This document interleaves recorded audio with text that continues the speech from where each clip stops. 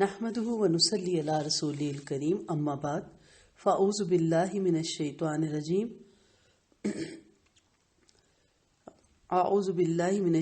الرجیم بسم اللہ الرحمن الرحیم رب اشرح لي صدری ویسر لي امری واحلل عقدۃ من لسانی یفقهوا قولی اللهم فقهنا في الدین اللهم انا نسألك علما نافعا وعملا متقبلا ورزقا طیبا ایاک نعبد و ایاک نستعین، صرف تیری ہی ہم عبادت کرتے ہیں اور صرف تجھ ہی سے ہم مدد چاہتے ہیں۔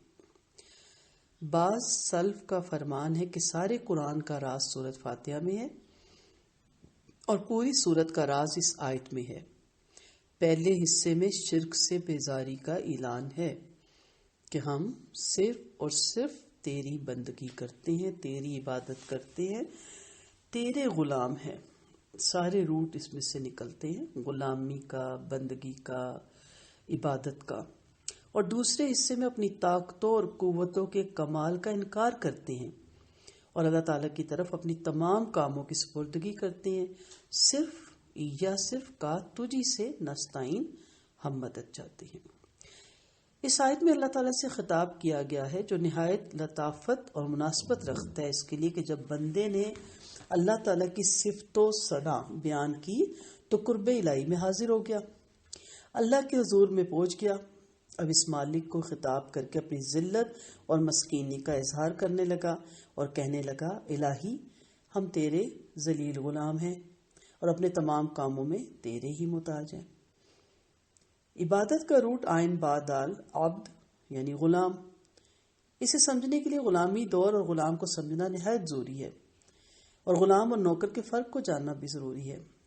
غلام نسل در نسل غلام ہوتا ہے، اس کے بڑے اور آنے والی نسلیں بھی غلام ہوتی ہیں اور وہ اپنے آقا کے ہر فیصلے پر راضی ہوتا ہے، جبکہ نوکر جو کام کرتا ہے اس کا اجر لیتا ہے اور اگر نہ دل کرے تو نوکری چھوڑ دیتا ہے، لیکن غلام کسی صورت اپنی مرضی سے نہیں زندگی گزار سکتا۔ اسی طرح ایک بندہ مومن اللہ کا غلام ہے اور وہ وہی کام کر سکتا ہے جو اس کا مالک اس کو حکم دے۔ ایک بزرگ نے غلام کو خریدا، سوال کیا تمہارا نام کیا؟ جواب دیا غلام نے، جس نام سے آقا مجھے پکارے۔ بزرگ نے کہا کیا کھاؤ گے؟ جواب آیا جو آقا کھانے کو دیں گے۔ سوال ہوا کیا کیا کام کر سکتے ہو؟ جواب آیا جو آقا حکم دیں گے۔ پھر بزرگ نے کہا کہاں رہو گے؟ غلام نے کہا جہاں آقا رکھیں گے۔ بزرگ رونے لگے اور اس کو آزاد کیا، کہا تم میرے پاس رہو تاکہ میں اپنے حقیقی آقا کی غلامی کرنا سیکھ سکوں، کہ تمہیں ابھی میں نے کوئی فائدہ بھی نہیں دیا، ابھی خرید کے لایا ہوں، بندہ بندے کی غلامی میں ہے اور میں کیا تمہیں دے سکتا ہوں، لیکن تمہاری میں عاجزی سے حیران ہوں، اور وہ میرا رب جو حقیقی میرا مالک ہے جس کا میں غلام ہوں، کبھی میں نے اس طرح تو نہیں کہا کہ اللہ جس طرح جیسے آپ رکھیں، جو حکم دیں آپ مجھے۔ حضرت آدم رحمۃ اللہ علیہ کا نام آپ نے سنا ہوگا۔ ایک آدمی نے درخواست کی کہ مجھے کوئی نصیحت کیجیے۔ حضرت آدم رحمۃ اللہ علیہ نے فرمایا 6 خصلتوں کو قبول کرنے کے بعد تجھے زندگی میں نقصان نہیں ہوگا۔ پہلی، اگر تو گناہ کرے تو خدا کی روزی نہ کھانا۔ جواب اس نے دیا یہ کیسے ہو سکتا ہے، رازق تو وہی ہے، پھر کہاں سے کھاؤں گا؟ حضرت آدم رحمۃ اللہ علیہ نے فرمایا یہ بات اچھی نہیں ہے کہ آقا کی نافرمانی کرے اور پھر اس کی روزی بھی تو کھائے۔ کہا اچھا ایسا کر، گناہ کرنا چاہا تو اس ملک سے نکل جانا۔ اس نے جواب دیا مشرق مغرب شمال جنوب سب اسی کا ہے، اللہ ہی کا ہے، میں جاؤں کہاں چھپ کے گناہ کروں گا؟ تو پھر حضرت آدم رحمۃ اللہ نے فرمایا تو یہ بات اچھی تو نہیں ہے کہ تو اسی کے ملک میں بھی رہے، ملک میں بھی رہے، ملکیت میں بھی رہے، پھر اس کی نافرمانی بھی کرے۔ کہا اچھا ایسا کرو، ایسی جگہ گناہ کرنا تجھے کوئی دیکھے نہ۔ اس نے جواب دیا وہ تو ہر جگہ حاضر اور ناظر ہے اور دل کی پوشیدہ باتوں کو بھی جانتا ہے۔ حضرت آدم رحمۃ اللہ علیہ نے فرمایا یہ بات بھی اچھی نہیں کہ اس کو حاضر ناظر بھی مانتے ہو، پھر دھڑلے سے گناہ کرتے ہو۔ کہا اچھا ایسا کرو، سارے کام چھوڑو، جب مالک الموت آپ کی روح قبض کرنے آئے تو اس سے توبہ کی مہلت مانگ لینا۔ جواب ملا بھلا وہ میری بات کیوں قبول کرے گا، موت کا وقت تو مقرر ہے۔ حضرت آدم رحمۃ اللہ علیہ نے فرمایا اگر تم کو یہ اختیار نہیں ہے کہ مہلت حاصل کر لو تو اس وقت کو غنیمت کیوں نہیں سمجھتے؟ کہا اچھا ایسا کرنا، منکر نکیر کو اپنے سے دور کر دینا۔ کہا یہ میرے اختیار میں نہیں۔ حضرت آدم رحمۃ اللہ علیہ نے فرمایا پھر اپنے آپ کو سوالوں کے جواب کے لیے تیار کیوں نہیں کر لیتے؟ کہا اچھا قیامت کے دن دوزخ میں جانے سے صاف انکار کر دینا۔ جواب ملا وہ تو زبردستی گھسیٹ کر لے جائیں گے۔ تو حضرت آدم رحمۃ اللہ نے فرمایا پھر گناہ سے باز آ جاؤ۔ تو یہ 6 چیزیں انہوں نے بتائی. جب آپ 5 وقت 45 دفعہ، میں صرف فرض نمازوں کی بات کر رہی ہوں، باقی آپ کے جتنے تہجد ہیں اور جتنے نوافل ہیں اور جتنے اشراق ہیں ان کو چھوڑ کے آپ کہتے ہیں ایا، صرف کہا تیری. ایا صرف کیوں کہا؟ اللہ تعالیٰ کہہ سکتے تھے نعبدو کا، ہم بندگی کرتے ہیں تیری، نستعینو کا، ہم مدد چاہتے ہیں تجھ سے. یہاں کا ایا کا، صرف تیری، نعبدو ہم بندگی کرتے ہیں. ایا کہہ کر نفی کر دی تمام الہوں کی اور اعزاز دیا اللہ کو. صرف یہ اعزاز اللہ ہی کو حاصل ہے کہ اس کی عبادت کی جائے، کہ صرف اور صرف تیری. یہ کہہ کر ہر قسم کی غلامی سے مکمل آزادی کا اقرار ہے. یہ اصل میں اس بات کا اعلان عام ہے کہ انسان کو مکمل اور بھرپور طور پر آزادی ملنی چاہیے. کس سے؟ توہمات سے، خرافات سے، غلط اطوار سے، بدعات سے اور باطل نظام کی زندگی کی اطاعت سے آزادی. پہلے حصے میں بندہ اس حق کا اقرار کرتا ہے جو اللہ نے اس پر رکھا، اور دوسرے میں بندہ درخواست پیش کرتا ہے جو اللہ نے اپنے بندے کو بتایا کہ اللہ میں نے حق ادا کر دیا، تیرے سوا میں تمام من گھڑت الہوں کی نفی کرتا ہوں. تو پھر اللہ تعالیٰ اپنا حق ادا کر دیتے ہیں اور اللہ کہتا ہے جو مانگو گے مجھ سے پاؤ گے. عبادت 3 قسم کی ہے، قلبی، بدنی، مالی. آپ کہتے ہیں صرف تیری ہی میں عبادت کرتی ہوں یا کرتا ہوں. تو قلبی، توکل، خوف، رجوع، محبت، تذلیل اور خشوع صرف رب کے ساتھ. بدنی عبادت میں فرض نماز، روزہ اور حج اور دوسرے احکام الہی صرف اللہ کے لیے. اور مالی عبادت میں زکوٰۃ، صدقات، خیرات، قربانی، نذر، نیاز، عشر سب اللہ کے لیے. توحید کی بھی 3 قسمیں ہیں. توحید ربوبیت، اس پر سب کا اتفاق ہے. اس کا مطلب ہے کہ اس کائنات کا خالق، مالک، رازق اور مدبر صرف اللہ تعالیٰ ہے. ربوبیت یعنی خدا کے افعال پر بہت کم جھگڑا ہوا. انبیاء اور ان کی قوموں کے مابین اس پر کم ہی کوئی نزاع پیدا ہوئی. سب کچھ کرنے والا اللہ ہے اور اس کے سوا کوئی نہیں جو کچھ کر سکے. سب اس پہ راضی ہیں. کہاں قومیں بھڑکتی ہیں؟ قومیں وہاں بھڑکتی ہیں جہاں پہ آپ اللہ کو الہ کہتے ہیں، عبادت کے قابل کہتے ہیں، عبادت کے لائق کہتے ہیں. وہاں قومیں فوراً غصے میں آ جاتی ہیں. قرآن مجید میں آتا ہے کابورا علی المشرکین ما تدعوہم الی، مشرکوں پر وہ بات بڑی گرا گزرتی ہے جس کی طرف تم ان کو دعوت دیتے ہو. دوسری ہے توحید الوہیت. اس کا مطلب ہے کہ عبادت کے تمام اقسام کا مستحق صرف اللہ تعالیٰ کی ذات ہے. یہاں جھگڑا ہے. نہ صرف روزے، زکوٰۃ، حج بلکہ دعا، التجا کرنا، اس کے نام کی نظر و نیاز، اس کا طواف کرنا، اس سے طمع اور خوف رکھنا سب اسی کے لائق ہے. الوہیت کا موضوع خدا کو فاعل حقیقی منوانا نہیں ہے کہ وہ بنانے والا ہے، معبود حقیقی منوانا ہے کہ وہ عبادت کے لائق ہے، پرستش کے لائق ہے، پوجا کے لائق ہے، بندگی کے لائق ہے. جھگڑا خدا کے فاعل حقیقی ہونے پر نہیں ہے. ہم مانتے ہیں اور ہر مذہب نے مانا، ہر فرقے جماعت نے مانا کہ زمین آسمان کا بنانے والا اللہ ہی ہے. نہ ہمارا پیر مرشد، نہ کوئی ولی، نہ کوئی درویش، نہ کوئی پیغمبر بنا سکتا ہے. اس پہ کوئی جھگڑا نہیں، بلکہ معبود حقیقی ہونا. یہاں پہ قبر پرستی کے مرض میں مبتلا عوام اس توحید الوہیت میں شرک کا ارتکاب کرتی ہیں کہ میرا غوث، میرا داتا، میرا مالک، میرا سخی، میرا مشکل کشا، میرا مولا کوئی اور ہے. تیسری چیز ہے توحید صفات. اس کا مطلب ہے کہ اللہ تعالیٰ کی جو صفات قرآن و حدیث میں بیان ہوئی ان کو بغیر کسی تعامل کے تسلیم کیا جائے، بغیر کسی تعویل کے تسلیم کیا جائے. مثلا علم غیب صرف اللہ کے پاس ہے، میرے کسی مرشد، میرے کسی داتا غوث کسی کے پاس بھی نہیں. دور یا نزدیک سے فریاد سننے پر قادر ہے. آپ ذرا پڑھیں ایسے ایسے قصے کہ آپ حیران ہو جاتے ہیں کہ بڑے بڑے درویش گزرے ہیں جی جن کو قریب و دور سے سنائی دیتا تھا. کائنات میں ہر طرح کا تصرف کرنے کا اختیار ہے. یہ بھی ہمارے یہاں من گھڑت قصے ہیں کہ ارواح کی پوٹلی چھین لی فرشتوں سے میرے مرشد نے، اور مردوں میں جو ان کے مرید تھے واپس اس میں لوٹا دی. 12 عبد القادر جیلانی رحمۃ اللہ علیہ کا قول ہے تو باطن میں اپنے نفس اور ظاہر میں مخلوق اور عمل میں اپنے ارادوں کو خدا کا شریک کرتا ہے. نبی کریم صلی اللہ علیہ وسلم فرماتے ہیں، حضرت عبداللہ بن عباس بیان کرتے ہیں کہ میں ایک دن اللہ کے رسول کی پیچھے سواری پہ سوار تھا کہ آپ نے مجھے مخاطب کر کے فرمایا اے لڑکے میں تمہیں کچھ باتیں سکھا رہا ہوں، سنو. اللہ کو ہمیشہ یاد رکھو، اللہ تمہیں یاد رکھے گا۔ اللہ کو یاد رکھو تو تم اللہ کو اپنے پاس پاؤ گے۔ جب بھی سوال کرو اللہ ہی سے کرو، اور جب بھی مدد مانگو اللہ ہی سے مانگو۔ یاد رکھو کہ اگر ساری امت جمع ہو جائے تمہیں کوئی فائدہ پہنچانا چاہے تو جو کچھ اللہ نے تمہارے مقدر میں رکھا ہے اس کے علاوہ تمہیں کوئی فائدہ نہیں پہنچا سکتا، اور اگر ساری امت جمع ہو کر تمہیں کوئی نقصان پہنچانا چاہے تو جو اللہ نے تمہارے مقدر میں لکھ رکھا ہے اس کے علاوہ وہ تمہیں کوئی نقصان نہیں پہنچا سکتے۔ توحید تو یہ ہے کہ خدا حشر میں کہہ دے یہ بندہ دو عالم سے خفا میرے لیے ہے۔ اللہ کے سوا کوئی معبود برحق نہیں، وہ الوہیت کی صفات کمال میں منفرد ہے۔ اس کلمے کی روح یہ ہے کہ اللہ سبحانہ تعالیٰ ہی کو تنہا رب مانا جائے، وہی اللہ واحد ہے، محبت کے قابل، تعظیم کے قابل، خوف اور امید اس کے قابل، یعنی توکل، انابت، رغبت، خوف سب اسی کے لیے خاص ہے۔ اس کے سوا کسی سے محبت نہ ہو، ساری محبتیں اسی کی محبت کے تابع ہوں اور انہی سے اس کی محبت میں اضافہ ہوتا ہو۔ اسی کے سوا نہ کسی کا خوف ہو، نہ امید ہو، نہ اس کے علاوہ کسی پر توکل ہو، نہ رغبت ہو۔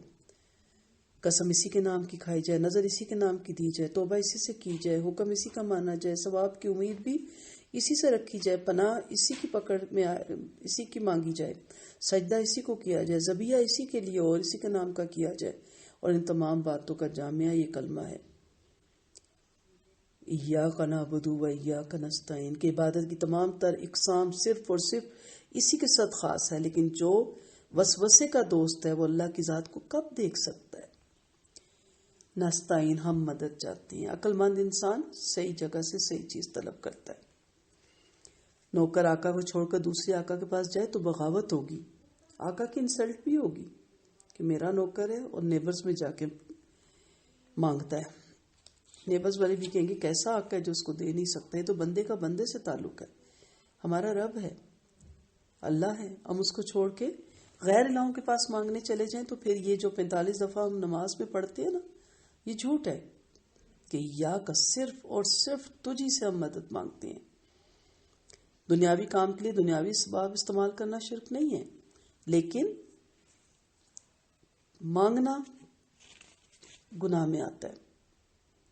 لیکن چند ایسے امور ہیں جو حقیقت میں شرکیاں اور حرام ہے، لیکن اکثر لوگ انہیں شرکیاں سمجھتے ہی نہیں، اور ان میں سے زیادہ کا تعلق زبان کے کلمات سے ہے۔ مثلا یہ کہنا کہ میں اللہ کی اور تیری پناہ پکڑتا ہوں، میں اللہ پر اور تجھ پر توکل کرتا ہوں، یہ اللہ اور تیری طرف سے ہے، میرا اللہ کے سوا اور تیرے سوا کوئی نہیں، میرے لیے آسمان میں اللہ اور زمین میں تو ہے، اگر اللہ اور فلانا ہوتا تو میں اسلام سے بری ہوتا۔ ہائے زمانے کی ناکامی، اس میں وہ سارے کلمات داخل ہیں جس میں زمانے کو گالی دی جائے۔ مثلا یہ کہنا برا زمانہ ہے، کتنا منحوس وقت ہے، زمانہ بڑا غدار ہے، وغیرہ وغیرہ، کیونکہ زمانے کو گالی دینا اللہ کو نعوذ باللہ گالی دینے کے مترادف ہے۔ جس نے زمانے کو پیدا کیا ہے، جو طبیعت چاہے اسی طرح وہ سارے نام جن میں غیر اللہ کی طرف عبد کی اضافت کی جائے، مثلا عبد المسیح، عبد النبی، عبد الرسول، عبد الحسنین، یہ سارے شرک میں آتے ہیں۔ تو اس لیے آپ نبی کریم صلی اللہ علیہ وسلم سے جب کہا گیا جو اللہ اور اس کا رسول چاہے تو آپ نے کہا مجھے تم اس کے ساتھ شریک ٹھہراتے ہو۔ یہ بڑے گناہوں میں شرک کبیرہ گناہ ہے، اللہ سب گناہوں کو معاف کر دے گا مگر شرک کو کبھی نہیں معاف کرے گا۔ مشرکوں کے لیے بڑی بڑی سزائیں ہیں، مرنے کے بعد قبر میں عذاب کے فرشتے ان کو گز ماریں گے جن سے ان کی ہڈیاں ریزہ ریزہ ہو جائیں گی، اور ایسے زہریلے سانپ اور بچھو ان کو کاٹیں گے اور ڈنگ ماریں گے کہ اگر وہ ایک مرتبہ زمین پر پھونک مار دے تو ان کے زہر کی وجہ سے قیامت تک زمین پہ کوئی سبزہ نہ ہوگی، اور خود قبر بھی ایسی بری طرح دبوچے گی کہ تمام پسلیاں ٹوٹ کر ادھر ادھر نکل جائیں گی، اور جہنم کی طرف کھڑکی کھول دی جائے گی جس سے گرم لو آئے گی، اور قیامت میں دوزخ کی آگ بھی ہمیشہ جلیں گے، سانپ بچھو کاٹیں گے، پیپ لو اور اتنا گرم کھولتا ہوا پانی پینے کو ملے گا کہ لبوں تک پہنچتے ہی اوپر کا اونٹ اس قدر سوکھ کر سکڑ جائے گا کہ ناک اور آنکھیں ڈھلک جائیں گی، اور نیچے کا اونٹ سوج کر سینے اور ناف تک پہنچ جائے گا، استغفر اللہ، زبان جل جائے گی، حلق میں اترتی پھیپڑے، میدے اور آنتوں کے ٹکڑے ٹکڑے کر دے گی، اور کھانے کو زکوم تھوڑ دیا جائے گا جو کھاتے ہی گلے میں پھنس جائے گا۔ اس طرح دوزخ کی آگ میں ہمیشہ جلتے رہیں گے، روئیں گے، شور مچائیں گے، مگر بے فائدہ ہوگا۔ ان سے کہا جائے گا دنیا میں تم ایک اللہ کو نہیں مانتے تھے، اس لیے یہ سزا مل رہی ہے، اگر ایک اللہ کو مانتے تو یہ سزا نہ ملتی۔ قرآن میں آتا ہے نا فما اصبرہم علی النار، تم کس طرح آگ پہ صبر کیے ہوئے ہو۔ اللہ تعالیٰ قرآن مجید میں سورۃ النساء میں فرماتے ہیں خدا اللہ شرک کو ہرگز معاف نہیں فرمائے گا، اور اس کے علاوہ جس کو چاہے گا معاف فرما دے گا۔ سورۃ لقمان میں اللہ تعالیٰ فرماتے ہیں ان الشرک لظلم عظیم، یقیناً شرک بہت بڑا ظلم ہے۔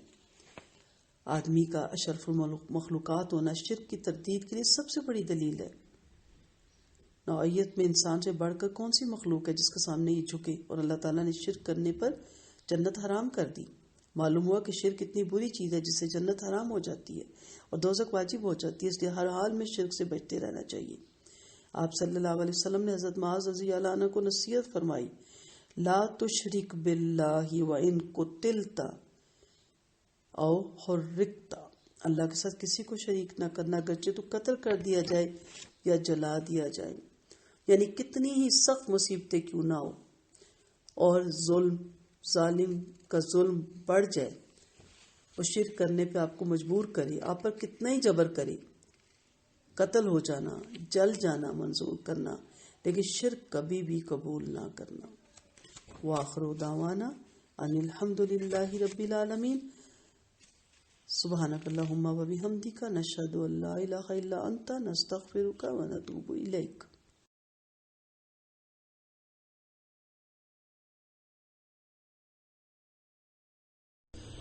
نحمده ونصلي على رسوله الكريم، اما بعد، فاعوذ باللہ من الشیطان الرجیم، بسم اللہ الرحمن الرحیم۔ رب اشرح لي صدری ویسر لي امری واحلل عقدۃ من لسانی یفقہوا قولی۔ اللہم فقہنا فی الدین، اللہم انا نسألک علما نافعا وعملا متقبلا ورزقا طیبا۔ نماز کے سلسلے کے جو ہمارے لیکچر ہیں اس پہ ہم سورۃ فاتحہ کی آیت ایاک نعبد و ایاک نستعین کے بارے میں اپنی استطاعت کے مطابق سمجھنے، جاننے اور عمل کی کوشش کر رہے ہیں۔ پہلے حصے پہ میں نے مختصر سی بات کی بندگی کی، غلامی کی۔ آج ہم بات کرتے ہیں نستعین کی۔ بندہ جس کا غلام ہوتا ہے، جو اس کا آقا ہوتا ہے، وہ غلام اپنے آقا ہی سے اپنے دکھ شیئر کرتا ہے اور اپنی پرابلم بتاتا ہے اور اپنے آقا ہی سے مانگتا ہے۔ آقا اس کی جتنی ضرورتیں پوری کرتا ہے، اس پہ راضی رہتا ہے، لیکن جب اس کو کبھی زندگی میں اور چاہیے ہوتا ہے، کوئی مسئلہ ایسا اس سے ہوتا ہے، تو وہ اپنے آقا ہی سے مانگتا ہے۔ اگر کوئی غلام اپنے آقا کو چھوڑ کے اور کسی اور آقا سے جا کے مانگے تو اس کا یہ مطلب ہے کہ اس کا اپنا آقا اچھا نہیں، اس پہ رحم نہیں کرتا، اس کا خیال نہیں رکھتا، اس کی ضرورتوں کو پورا نہیں کرتا، اس لیے مجبوراً اس کو دوسرے آقا سے جا کے مانگنا پڑا۔ یا دوسری صورت میں آقا تو بہت اچھا ہے لیکن اس کی نیچر میں ہے کہ یہ دوسرے آقا کو بھی شریک کرتا ہے اپنے آقا کے ساتھ اور اس سے جا کے مانگتا ہے۔ دونوں صورتوں میں اس غلام کے ساتھ کیا معاملہ ہونا چاہیے کہ آقا کی ناراضگی کا بھی سبب، اور آقا اس کو اپنی غلامی سے نکال بھی سکتا ہے، سزا بھی دے سکتا ہے اور یہ در در کی ٹھوکریں پھر کھا سکتا ہے۔ یہ بتانے کا مقصد کیا ہے کہ ہم اپنے رب کے غلام ہیں، اپنے اللہ کے غلام ہیں۔ عقل مند صحیح جگہ سے مانگتا ہے نا۔ آپ خواتین ہیں، میں آپ سے سمپل سی بات کرتی ہوں، آپ نے کپڑے سلوانے ہیں اور آپ چلے جائیں لیدر کی مشینوں میں اور جا کے کہ ہمارا سوٹ سی دے، تو کہیں گے یہاں تو بی بی جیکٹیں بنتی ہیں، کپڑے نہیں بنتے۔ چلیں آپ نے لینے ٹماٹر ہیں اور آپ جوتوں کی دکان میں چلی جائیں تو وہ کہیں گے یہ جوتوں کی دکان ہے، یہاں ٹماٹر نہیں ملتے۔ ایسا ہی ہے نا، آپ کہیں گے کیسی باتیں کر رہی ہیں آپ، ایسا کیسے ہو سکتا ہے؟ تو پھر اللہ کے معاملے میں ایسا کیوں ہو رہا ہے؟ جب رازق، مالک، شافی، غوث، داتا، غنی، مشکل کشا، لجپال سب رب کی ذات ہے، تو پھر یہ دوسروں کے ٹھکانوں پہ جا کے ہم کیسے مانگ سکتے ہیں؟ اگر ٹماٹر والا بوٹ نہیں رکھ سکتا اور بوٹ والا ٹماٹر نہیں رکھ سکتا تو یہ اللہ کی تخلیق، اللہ کی مخلوق جو اس نے بنائی ہے، وہ کیسے اللہ کے اختیارات اپنے پاس رکھ سکتے ہیں؟ اور رب نے دیے بھی نہیں۔ کوئی ہمیں ایسی حدیث دلیل نہیں ملتی، کوئی آیت نہیں ملتی جس میں اللہ تعالیٰ نے اپنی یہ تمام صفات ان کو دے دی ہو۔ تو توحید کی 3 قسمیں ہیں۔ توحید ربوبیت پہلی قسم، اس پر سب کا اتفاق ہے۔ اس کا مطلب ہے کہ اس کائنات کا خالق، مالک، رازق اور مدبر صرف اللہ تعالیٰ ہے۔ ربوبیت یعنی اللہ کے افعال پر بہت کم جھگڑا ہوا ہے. ظاہر ہے اللہ نے جو بنایا سورج چاند ستارے اس کے افعال ہیں. انبیاء اور ان کی قوموں کے مابین اس پر کبھی کوئی تنازع نہیں کھڑا ہوا. کافر بھی اللہ کو مانتے ہیں. سب کچھ کرنے والا اللہ ہے اور اس کے سوا کوئی نہیں جو کچھ کر سکے. اس پہ کوئی پرابلم نہیں. بارش وہی برساتا ہے, اس کے علاوہ کوئی نہیں جو یہ کام کرے. سورج کو وہی چڑھاتا ہے, چاند کو وہ لے کر آتا ہے, ہواؤں کو وہ چلاتا ہے, دانے کو وہ پھاڑتا ہے, زندگی, موت, صحت, عافیت, رزق وہ دیتا ہے اور اس کے علاوہ کوئی نہیں دیتا. کائنات کے سب فیصلے وہ کرتا ہے. کن فیکون کا مالک وہی ہے. تو یقین ہے نا. تو جو واقعہ بھی ہوتا ہے اس کے اذن سے ہوتا ہے, اس کے ہونے کا یقین, اور کسی اور سے کچھ نہ ہونے کا یقین, یہ ربوبیت ہے. ربوبیت کے تحت یہ جو حقائق بیان ہوئے ہیں نا برحق ہیں اور سچ ہیں, مگر ان کے بیان پر قومیں بھڑک نہیں جایا کرتی تھی. بڑا آسان ہے نا, آپ صرف ربوبیت کو اگر خدا نخواستہ صرف توحید ربوبیت کو پکڑ لیں اور باقی اگلی صفات ہم دیکھیں گے تو کوئی مسئلہ نہیں تھا.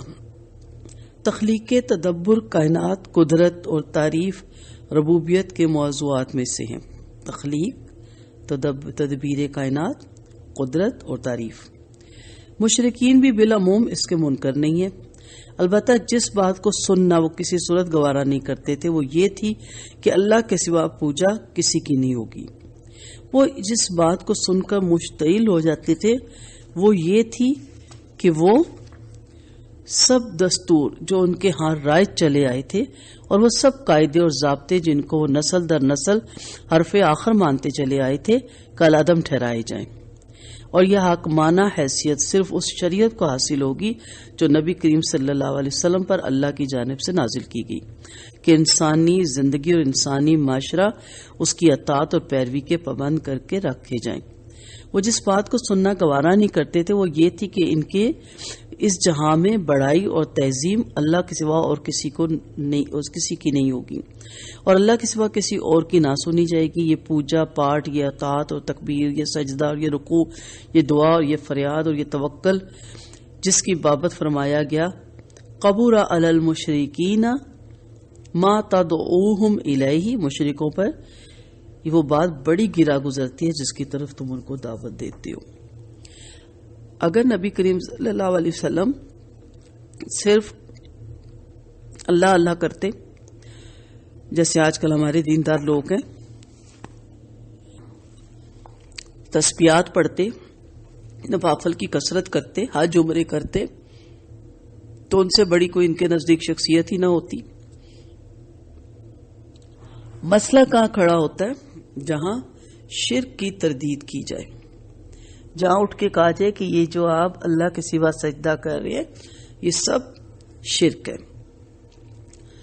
تو ہم اس آیت کو سمجھنے کی کوشش کر رہے ہیں کہ نماز میں ہم کم از کم 50 اور زیادہ سے زیادہ 55 یا 60 دفعہ ہم اس بات کا اقرار کرتے ہیں کہ اللہ ہم تیرے بندے اور ہم کسی اور کے در پہ نہیں جائیں گے, ہم صرف اور صرف تجھی ہی سے مانگیں گے.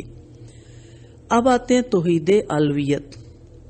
اس کا مطلب ہے کہ عبادت کی تمام اقسام کا مستحق صرف اللہ تعالیٰ کی ذات ہے. نہ صرف تمام روزے, زکوٰۃ, حج بلکہ دعا, التجا کرنا, اس کے نام کی نظر و نیاز, اس کا طواف کرنا, اس سے طمع اور خوف رکھنا وغیرہ بھی عبادت ہے. الوہیت کا موضوع اللہ کو فاعل حقیقی منوانا نہیں کرنے والا بلکہ معبود حقیقی منوانا ہے, عبادت کے لائق ہستی. جھگڑا اللہ کے فاعل حقیقی ہونے پر نہ تھا کہ سب کچھ اللہ نے بنایا وہ فاعل ہے, بلکہ معبود حقیقی ہونے پر تھا کہ وہ تمام عبادت کے لائق صرف اور صرف اللہ کی ذات ہے. قبر پرستی کے مرض میں مبتلا عوام اس توحید الوہیت میں شرک کا ارتکاب کرتے ہیں.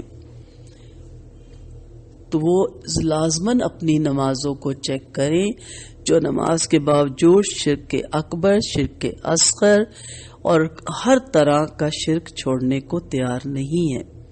انہیں سوچنا چاہیے کہ میں پھر نماز میں اپنے رب سے کیا عہد تجدید کر رہی ہوں, کیا ایمان کی تجدید کر رہی ہوں اگر میں شرک نہیں چھوڑ رہی.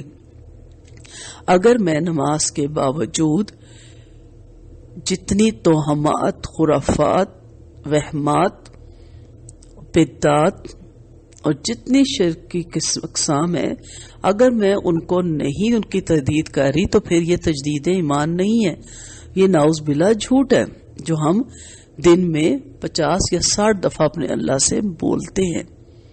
ہمیں خود نہیں پتا ہوتا کہ ہم نماز کے بعد کسی اور کے در پہ بھی ابھی چادر چڑھانی ہے، ابھی کسی اور کی نظر و نیاز بھی دینی ہے، کسی اور کی قبر پہ دیا بھی جلانا ہے، کسی اور کا دن آ گیا تہوار بھی منانا ہے، تو پھر ہمیں معلوم ہی نہیں کہ ہم نماز میں کیا پڑھتے ہیں۔ جیسے میں نے پچھلی آیت میں کہا تھا نا کہ اللہ تعالیٰ تمام جکڑ بندیوں سے آزاد کر دیتا ہے اس آیت میں، ایاک نعبد و ایاک نستعین، ساری غلامیوں سے نکال کے اپنی غلامی میں لے آتا ہے، سارے سجدوں سے نکال کے صرف اپنے سامنے سجدہ کرواتا ہے، تمام خرافات سے بچاتا ہے، تمام بدعات سے بچاتا ہے، لیکن ہمارے ہاں تو اس کے سوا اور کوئی کام ہی نہیں۔ کبھی ایک دن آ جاتا ہے، کبھی دوسرا دن آ جاتا ہے، کبھی ایک شام آ جاتی ہے، کبھی ایک دن، صبح یہ پڑھنا، شام یہ کرنا ہے، اس دن سجدے کرنے ہیں۔ یہ کتنے ہمارے یہاں بدعات ہوتے ہیں، اگر میں اس پہ لگ جاؤں تو مجھے ایک الگ عمر چاہیے اس پہ لکھنے کے لیے۔ تیسری چیز ہے توحید صفات، صفتیں ہیں جو نبی اللہ تعالیٰ کی۔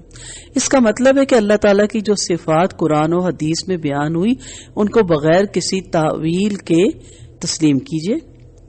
صفات میں علم غیب، دور یا نزدیک سے فریاد سننے پر قادر، کائنات میں ہر طرح کا تصرف کرنے کا اختیار، وہ کون ہے؟ اللہ کو۔ اب ہم غیب کا علم جاننے کے لیے کسی کے آگے ہاتھ دکھا رہے ہیں، کسی سے اپنا سانچہ بنوا رہے ہیں، کوئی نمبرنگ سے ہمیں بتا رہا ہے کل کیا ہونے والا ہے۔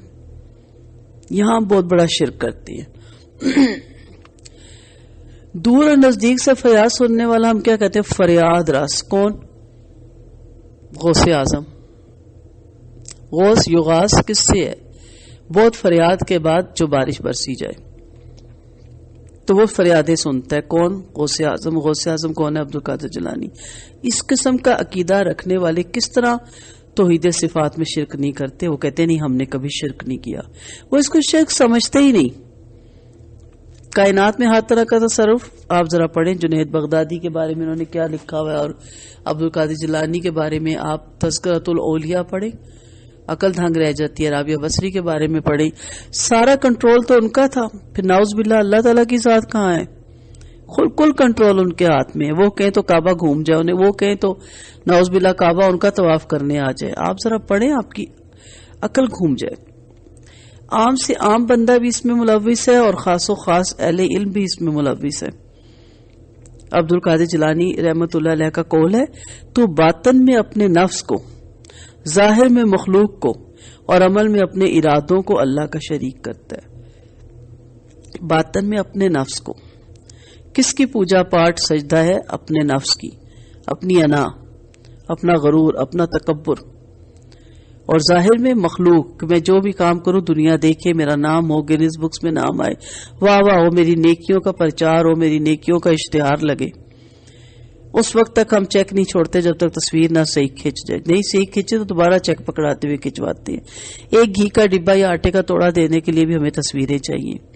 اور عمل میں اپنے ارادوں کو کہ اللہ میاں میں یہ چاہتا ہوں، میں ایسا چاہتا ہوں، میں ایسا کرنا چاہتا ہوں، آپ نیت کریں، اللہ کے سپرد کریں۔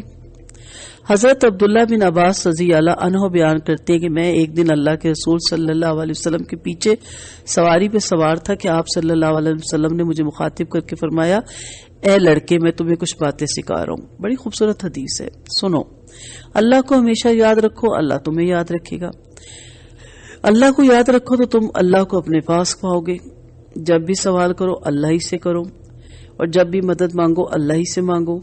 یاد رکھو کہ اگر ساری دنیا جمع ہو جائے اور تمہیں کوئی فائدہ پہنچانا چاہے تو جو کچھ اللہ نے تمہارے مقدر میں لکھ رکھا ہے اس کے علاوہ تمہیں کوئی فائدہ نہیں پہنچ سکتا، اور اگر ساری دنیا جمع ہو کر تمہیں کوئی نقصان پہنچانا چاہے تو جو اللہ نے تمہارے مقدر میں لکھ دیا ہے اس کے علاوہ تمہیں کوئی نقصان نہیں پہنچا سکتا۔ اس حدیث پہ میں نے جو بچوں کی تربیت کے لیکچر ہے کافی تفصیل سے بتایا تھا کہ اپنی اولادوں کو کیا تربیت کریں۔ کسی کو اگر وہ لیکچر سننا ہو تو ضرور سنیں۔ تو کہنے کا مقصد کیا ہے کہ توحید یہ ہے کہ خدا حشر میں کہہ دے یہ بندہ دو عالم سے خفا میرے لیے ہے. اللہ کے سوا کوئی معبود برحق نہیں. وہ الویت کی صفات کمال میں منفرد ہے. اس کلمے کی روح یہ ہے کہ اللہ سبحانہ تعالیٰ ہی کو تنہا رب مانا جائے. وہی اللہ واحد ہے. محبت، جلال، تعظیم، خوف اور امید اور ان کے جو بھی توابع یعنی جو اس کے انڈر آتے ہیں سب کا مالک اللہ ہے. یعنی توکل، انابت، رغبت اور خوف سب اسی کے لیے خاص ہے. اس کے سوا کسی سے محبت نہ ہو. ساری محبتیں اسی کی محبت کے تابع ہوں اور ان سے اس کی محبت میں اضافہ ہوتا ہو. اس کے سوا نہ کسی کا خوف ہو، نہ امید ہو، نہ اس کے علاوہ کسی پر توکل ہو، نہ رغبت ہو. قسم اس کے نام کی کھائی جائے، نظر صرف اسی کی مانی جائے، توبہ اسی سے کی جائے، حکم اس کا مانا جائے، ثواب کی امید اسی سے ہو، پناہ اسی کی پکڑی جائے، سجدہ اسی کو کیا جائے، ذبیحہ اس کے لیے ہو اور اسی کا نام کیا جائے. اور ان پر تمام باتوں کا جامعہ یہ کلمہ ہے کہ عبادت کی تمام تر اقسام صرف اور صرف اسی کے ساتھ خاص ہو. لیکن جو وسوسے کا دوست ہے وہ اللہ کی ذات کو کب دیکھ سکتا ہے؟ جب سب کچھ رب نے کرنا ہے تو پھر پریشانی کس بات کی ہے؟ نستعین، ہم تو اس سے مدد چاہتے ہیں. عقل مند انسان صحیح جگہ سے صحیح چیز طلب کرتا ہے. غلام آقا کو چھوڑ کر دوسرے آقا کے پاس جائے تو بغاوت ہے. ہاں، دنیاوی کاموں کے لیے دنیاوی اسباب استعمال کرنا شرک نہیں کہ مجھ سے بڑا ٹیبل نہیں اٹھایا جاتا، آپ سے کو آئیں میرے ساتھ ہیلپ کریں، یہ شرک نہیں ہے، یہ دنیاوی کام ہے. لیکن چند ایسے امور ہیں جو حقیقت میں شرکیاں اور حرام ہیں، لیکن اکثر لوگ انہیں شرک سمجھتے ہی نہیں اور ان میں سے زیادہ کا تعلق زبان کے کلمات سے ہے. مثلا یہ کہنا کہ میں اللہ کی اور تیری پناہ پکڑتا ہوں، میں اللہ پر اور تجھ پر توکل کرتا ہوں. ایک شخص نے نبی کریم صلی اللہ علیہ وسلم سے کہا اللہ اور رسول کے حوالے، یا جو اللہ اور اس کا رسول چاہے، کچھ ایسے الفاظ تھے. تو آپ صلی اللہ علیہ وسلم نے روکا کہ مجھے اللہ کے برابر نعوذ باللہ ٹھہراتے ہو، تم صرف کو جو اللہ چاہے. تو ان کلمات سے بھی، اٹھتے ہوئے یا علی مدد، بیٹھتے ہوئے یا غوث، ان کلمات سے بھی بچے.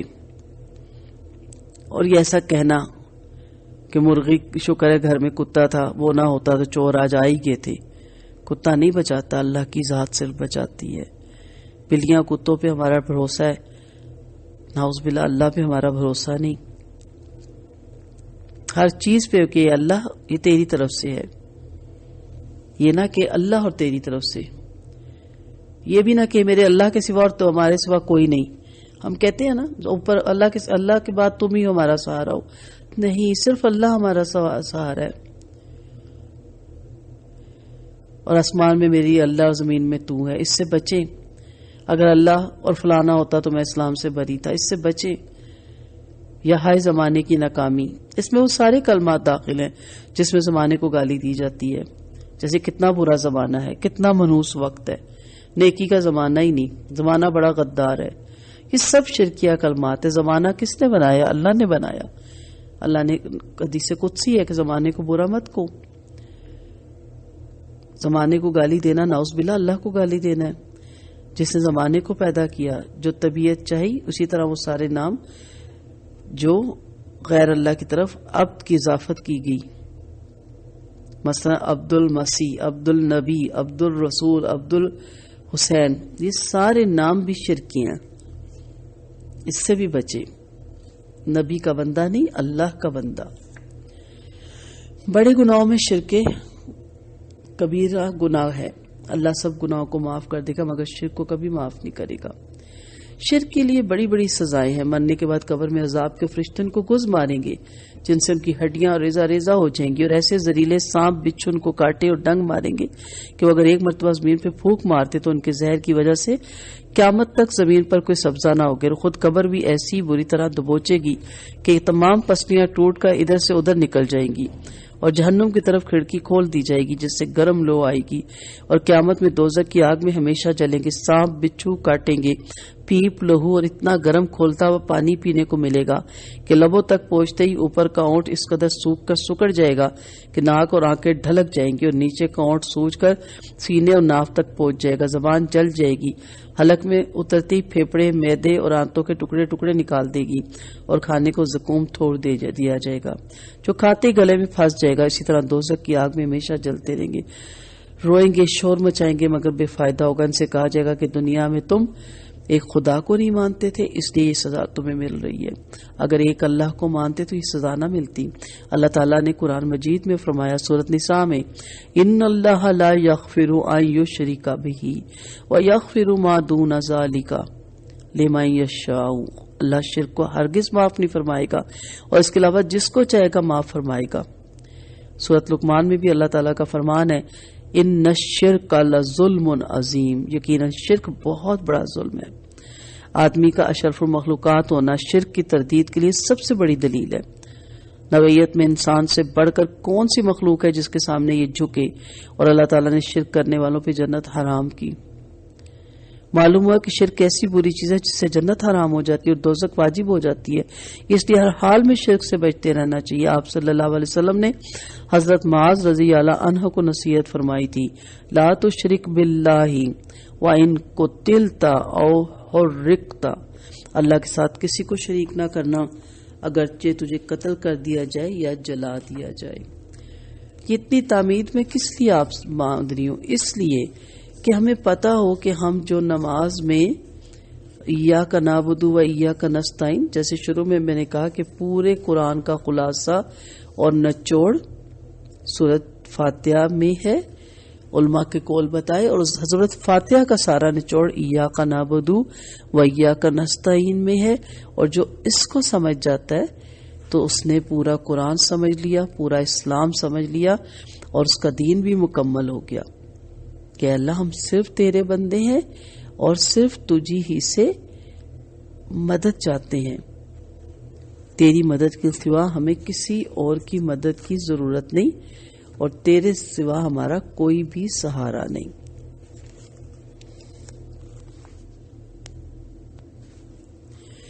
خلاصہ کیا ہے؟ یہ بندے کا اللہ کے ساتھ ایک عہد ہے، سب سے بڑا قول و اقرار ہے کہ اللہ عبادت صرف آپ کی کریں گے اور مانگیں گے بھی صرف آپ ہی سے. یہی توحید کی دو بنیادیں ہیں. ایاک نعبد، اے اللہ سچی محبت تجھ سے، پوری اطاعت کامل تیری، عبادت صرف اللہ ہی کی. اور عبادت کے معنی انتہائی درجے کی محبت اور انتہائی درجے کی اطاعت. جب یہ دونوں مل جائیں تو عبادت بن جاتی ہے. وَإِيَّاكَ نَسْتَعِينُ، اور صاحب اختیار، صاحب قدرت صرف تجھی کو مانیں گے، اس لیے صرف تجھی سے دعا مانگیں گے اور کسی سے نہیں. یہاں استعانت سے مراد ایسی مدد مانگنا جیسی اللہ سے مانگی جاتی ہے. کسی ہستی کو قادر مطلق سمجھ کے، کسی کو فاعل حقیقی سمجھ کے کہ وہ سب کچھ کر سکتا ہے، اس مدد مانگنے کو استعانت کہتے ہیں. اے اللہ تعالیٰ تجھی سے ہم مدد مانگیں گے، کسی اور سے ہم مدد نہیں مانگیں گے. سو توحید کی مثال ایک درخت کی سی ہے جو بندہ مومن کے دل میں پھلتا پھولتا ہے اور پروان چڑھتا ہے. چنانچہ جب بھی نیکی اور فرما برداری کے کاموں میں اس کی آباری کی جاتی ہے تو اس کی شاخوں میں بڑھوتی اور اس کی افزائش میں اضافہ ہوتا ہے. اس طرح اس کا حسن اور جمال دوبالا ہو جاتا ہے. پھر جب توحید کا درخت پورے طور پر پروان چڑھ جاتا ہے اور اس کی شاخیں ثمربار ہو جاتی ہیں تو بندے کے دل میں اللہ کی غیرت درجے محبت پیدا ہو جاتی ہے اور اس کا خوف اور اس کی رحمتوں کی امید میں اضافہ ہو جاتا ہے اور اللہ پر مضبوط توکل کی نعمت سے سرفراز ہوتا ہے. اللہ تعالی ہم سب کو ایاک نعبد و ایاک نستعین پہ عمل کرنے کی توفیق دے. انشاءاللہ اگلی کلاس میں اگلی آیات کے ساتھ حاضر ہوں گے. السلام علیکم ورحمۃ اللہ وبرکاتہ.